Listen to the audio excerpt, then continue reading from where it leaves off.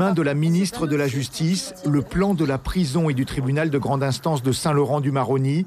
Les deux structures seront construites au bord de la RN1 dans le secteur de la Crique Margot, à 7 minutes de route du centre de Saint-Laurent, près de la centrale thermique d'EDF.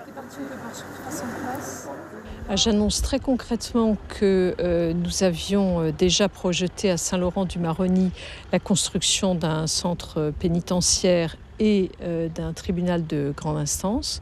Je le confirme. Je peux même vous dire que l'acte d'affectation de ce terrain-ci, car c'est ici à la Crique Margot que nous allons construire, que l'acte d'affectation de ce terrain au ministère de la Justice sera fait d'ici la fin de l'année civile.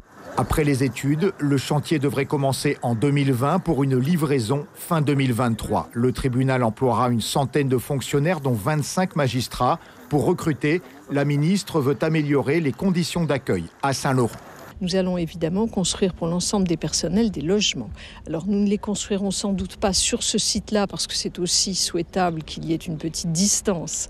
Mais en tout cas, au moment même où seront livrées les constructions dont je parlais, les logements pour les personnels seront également livrés. Le nouveau tribunal remplacera la chambre détachée du tribunal de grande instance de Cayenne, créée à Saint-Laurent en 2013. 5 greffiers y travaillent, mais aucun magistrat n'est basé en permanence sur place, faute de candidats.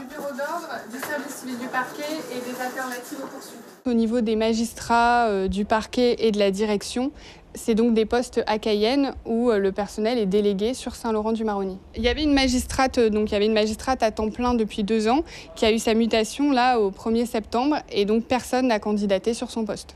72 ans après la fermeture du bagne, la garde des Sceaux officialise un grand projet de la justice à Saint-Laurent-du-Maroni.